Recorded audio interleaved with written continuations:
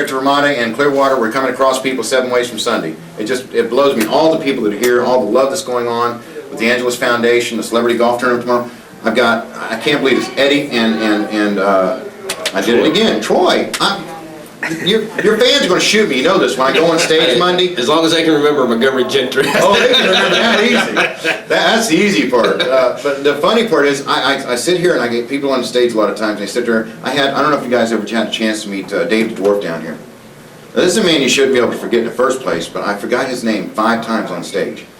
We're the same way. I mean, I guess it's because everybody's around so many people all the time that it's easier to remember the faces, and I know I'm that way, and Eddie's that way most of the time. Of course, Eddie's better at names than I am, but it's easier to put a face than it is to come up with names, as we meet so many people all the time. But that's the amazing part about what's going on here. You guys are involved with one of the most fabulous things I've ever come across. The Angeles Foundation, this is our very first year that we've been here, and I'm honored beyond all reproach to even be involved with this, let alone to have everybody coming in here and being able to interview them.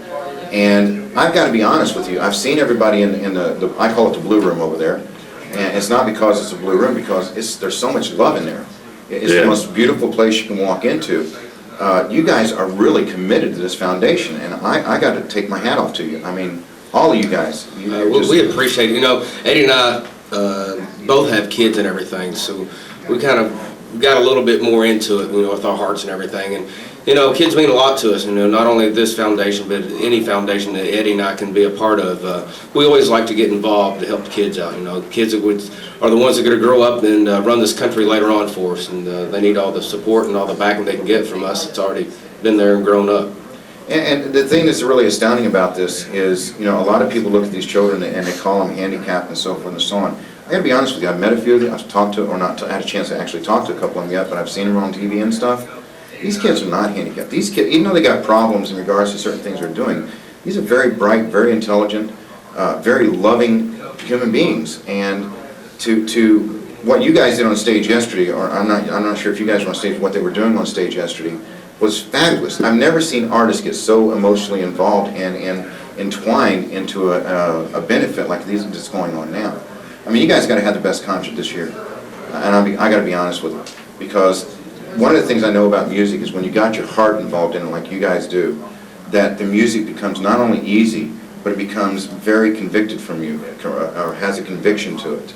And the sounds that I was hearing that was coming from over there was just unreal, unreal. And there's a lot of talented people here. I tell you what, I know last night when we was running into all of them, it was unbelievable. But you all, I got to be honest, you all are wonderful. I would love, this is the first time in my life I used to have favorite bands. I got to be honest, Angeles Foundation did something to me. I don't have a favorite band anymore. Well, you all. What's great about it, you know, Eddie and I grew up in the clubs playing a lot of these guys' music, and now we're able, you know, not only come down here and help for the foundation, but we're able to share the same stage with a lot of the great musicians and singers that we grew up, you know, covering their music in the clubs and honky-tonks. But, you know, when you guys, and I believe there was a story done on you guys a couple of years ago that was very, very honorable. I mean, that you guys really have honored musicians through your entire life. And being, I think there's not very many times you guys went on stage and you've not said hello to somebody. Because you guys, from what I understand, really not only enjoy the music, but you almost live the music. We've definitely lived all the music, and you know, like Charlie Daniels, he's one of our biggest influences, and I tell you what, he's an unbelievable man, and I tell you what, any musician out there ought to watch him, and they can learn a lot. Yeah, and I got to be honest with you, my hat is off to all of you with this, because, and especially Charlie Daniels, because you guys show a lot of commitment and a lot of love to him as well. And I know I'm using the word of love a lot here, because I got to be honest with you, I've never felt as much as it is here. I really haven't. It's unbelievable. I mean, last year was our first year, and it blew us away. It was like, man, it's unbelievable. You know what? And I definitely want to thank all the folks, because all the people behind the scenes that you don't see. I mean, they're going 24 hours a day. We've run into a couple of them this morning that haven't even laid down. They just make sure everything is working right. And so you got to thank all the people that's really put their heart into it. Oh, without question, and not just management like Marilyn is the manager here. Liz and Scott Began, they've been doing a lot of work and getting everything keyed up and stuff. but all the other people, the drivers, the transportation department back here, I have no idea how Yeah, they're it's all even doing volunteer, it. you know, it's not like they're coming out here to get a paycheck, it's all Yeah. volunteer time, and they've done a great job. Have you guys got a chance to use the transportation department back here at all? Yeah, they've come picked us up at the airport and everything. Isn't it amazing I don't say how to keep it straight, I really don't. Yeah, you got like 10 or 20 people in the room. Who's next? Where are we going? Let's go. And it's like, whoa. And you're right, they're volunteers, you know, and I don't think most people work hard as their jobs. These people are working here. These guys Oh, are I'm telling you, They've it's done a great unbelievable. job. And it just astounds me. But you guys have a new album you're going into the studio with here, aren't you? Yes, we do. We just about got it finished, and a matter of fact, the new single's going to be coming out, I think, February 5th. 5th is the ad day. Some of the radio stations already have it and started playing it, but the official date is February 5th when they start collecting radio. If you get a chance, I'd love to have a copy of it. I love doing that. I don't know if we got an extra copy of it or not, but I know we had some singles, but I do have an advanced copy of the album that we were gonna try to do it last night, get a bunch of guys in the room and preview our album to everybody, but we forgot and never did make it upstairs last night. We were having such a good time down here with everybody. Well, I guarantee you, Rave will put it on in a heartbeat. I don't know if you gentlemen know anything about Rave, but what we basically do is we play everything from country to classical to rock and roll. We have fans out there. A few questions from some of the people in the chat room. One of Yeah. them wants to know what other bands are you guys fans of, and live interviews wants to know how did you two get together when you both seem to have your own different look and style. How did you meet? Actually, Eddie and I met probably about the time we got out of high school, a year after high school. I was just getting into the music business in the Lexington area, and Eddie and his brother, John Michael, which Eddie and I call him John Boy. We had all met in a club called Austin City in Lexington, and we were doing happy hours in there, and one of the club owners had approached Eddie and said that they were getting ready to lose their house band and was needing a house band, and asked Eddie if he could put one together, and so we all got together, and Eddie played drums and sang, and I played acoustic guitar and sang, and of course John played lead guitar and sang. So we all kind of got together and played together for a while, and my dad opened a club and I went on my own. Of course John went on with his career with Atlantic Records, and Eddie followed him and helped him out on the road and everything. And it just got back that when they were coming off the road, they would come in and hear me play locally, and finally Eddie and I, we always have done a lot of benefits. We did a lot of benefits back home. Toys for Tots. Toys for Us, I like that.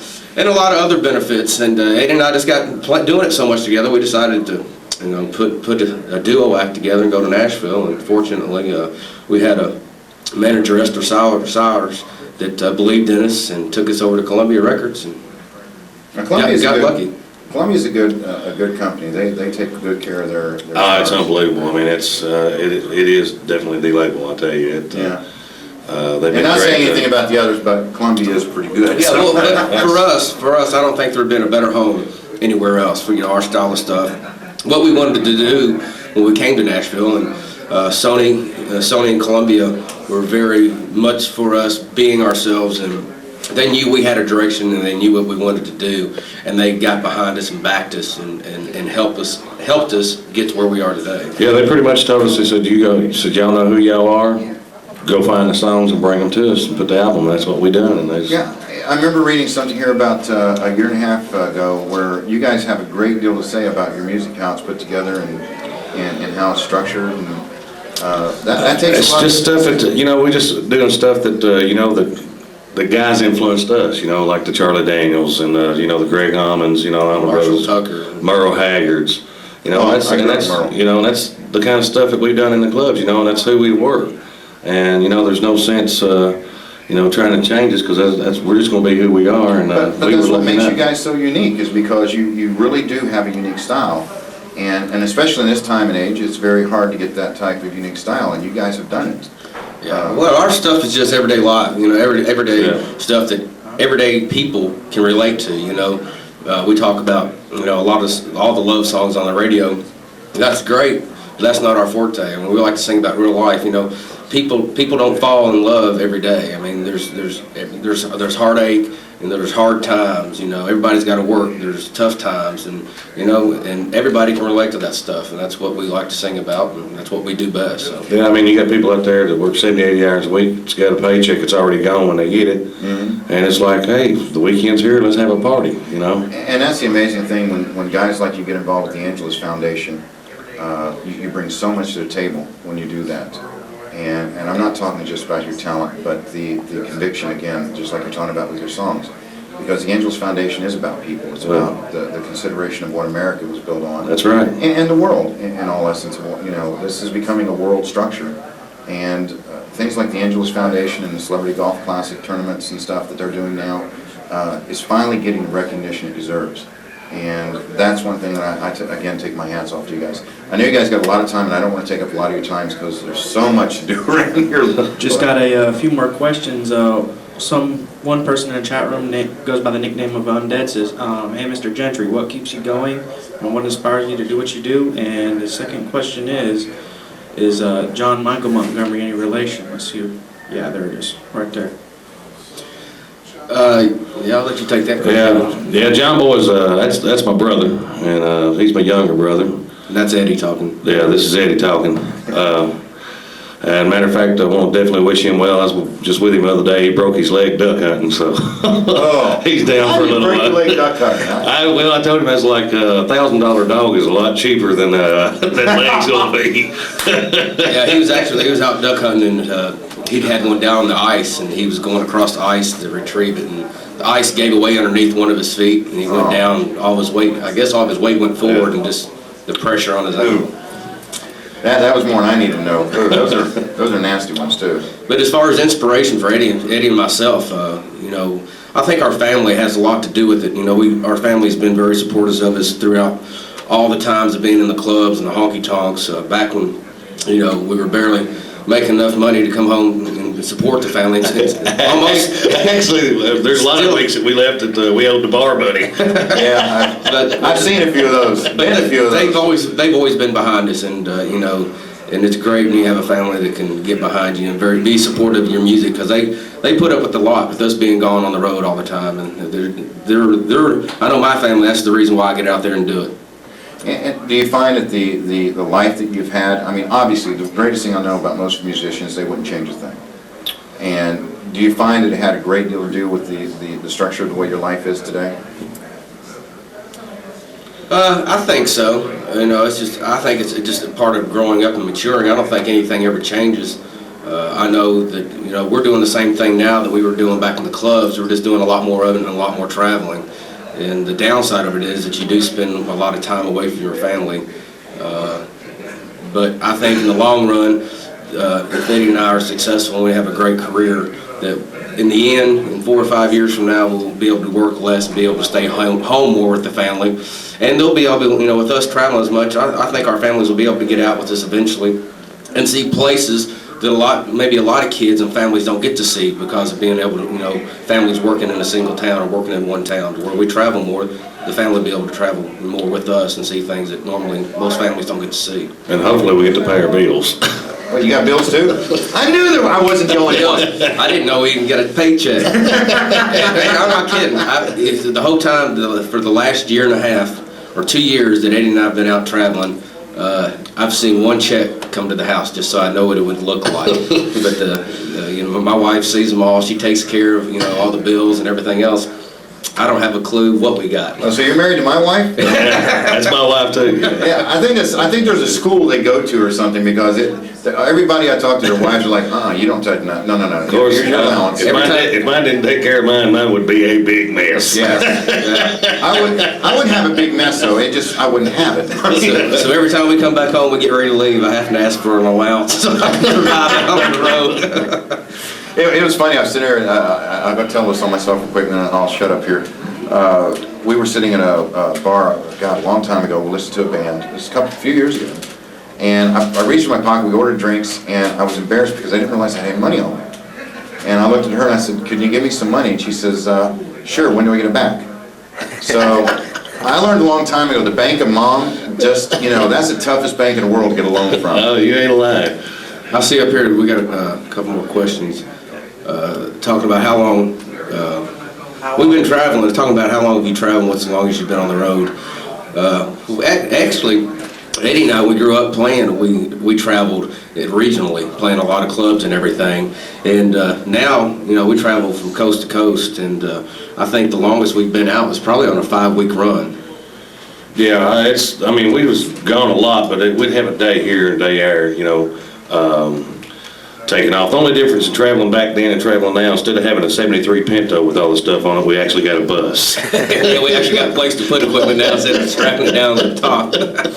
Yeah, but the Pinto's still being pulled by the bus. But do you also find by the traveling time that, does it get you, does it make, how much does it really, I know, I'm from Tennessee, I'm from Nashville, or actually Jamestown, Tennessee, is where all my family's from.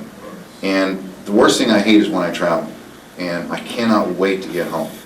You know, and if I had a bus driver, I'd probably have a lot of speeding tickets to pay for because I'd be pushing him all the way. I mean, you guys gotta be just exhausted when you get back. We do, when it's time to go home, we get the bus in the wind. We don't stop for nothing. Yeah, that's the great thing about, you know, on the bus, you know, we have 2 different lounges, we have televisions, got roaming satellite, so we are able to sit back and kind of relax and not have to focus on driving around in a car and being all squinched up. We're able to get in the bunks and lay around, watch movies, and I envy him. I mean, we have things to entertain us, is what I'm trying to say, so the road, the travel-wise, is not as bad as it could be. And one of the biggest questions got to be out there. What is it? Atari or a Nintendo or Sega? Actually, we have 2 on the bus. We got a Nintendo 64 and a PlayStation. Okay. Favorite game? Favorite game? What is the name of it? Now, see, that's a hooked individual, because when you say favorite game, there really isn't one. I've got. Well, yeah, there's a new one out. The new Spider-Man for PlayStation is a great. That is pretty killer. That I just got, and then there's that karate game that we played all the time. I can't remember what the name of it is. Oh, call my son, he'd tell you that quick. It's in all the movie theaters. Mortal Kombat. No, not Mortal Kombat. That's a good one too, though. Tekken. Anyway, I need a lifeline. Does anybody? Lifeline, yeah. Anyway, guys, I know you got to get going. Like I said earlier, I don't want to take up a lot of your time, but I want to say thank you, not for RAVE, okay? RAVE is something on its own, but I want to thank you for the Angels Foundation, because you guys are just, you're it. Well, we've already told them this morning that if they'll have us back again next year, we'll be here every year. They'll invite us back. It's a great foundation for a great cause, and we enjoy the fellowship of seeing all of our buddies down here and all the guys that are on the road constantly. And we just have a really good time. They treat us really good, and we'll come back anytime. And go see these guys in concert, because I'm telling you, I missed your concert when you went to Nashville. And I've never really went to concerts, but you guys were the only one of the concerts I ever wanted to go to. We'll be back in Nashville actually April 28th. We're on the Brooks and Dunn tour. Well, I'm down here now, dude. Nashville's way too cold, okay? I live in Florida now. Oh, I'm sure we'll be down around this area, but we're touring this year with Brooks and Dunn, and we'll be out there with Toby Keith and also Keith Urban. So we're doing 40 dates with them, and we're traveling from coast to coast, north and south. So we'll probably be in a town, I'm sure, close to around here, and probably for a lot of the listeners out there, we'll be close to their town too. So come out and see us. We're going to have a great time. I guarantee you, we'll have a great time watching these guys. Again, thank you very much. Thank you. Appreciate you coming in and just say hello. Hey, thank you. No problem. Thank you.